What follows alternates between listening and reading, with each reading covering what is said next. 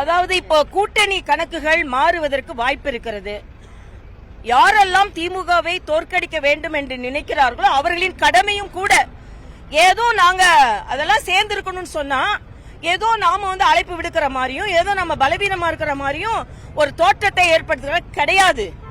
திமுகவின் எதிர்பார்ப்புகள் உதிரியாக இருக்கக்கூடாது, உறுதியாக இருக்க வேண்டும் என்ற காரணத்திற்காக திமுகவை தோற்கடிப்பது எல்லோரின் கடமைதான். அப்ப திமுகவை யாரெல்லாம் தோற்கடிக்கணும்னு நினைக்கிறாங்களோ அவங்கெல்லாம் ஒட்டுமொத்தமாக சேர்ந்து வாக்குகளை சிதறாமல் பார்த்துக் கொள்ள வேண்டிய கடமை எல்லாருக்கும் இருக்கு. அது விஜயா இருக்கலாம், சீமானா இருக்கலாம், எல்லாருக்குமே அந்த கடமை இருக்கு. தினகரனா இருக்கலாம், ஓபிஎஸ் இருக்கலாம், எல்லாருக்குமே அந்த கடமை இருக்கு.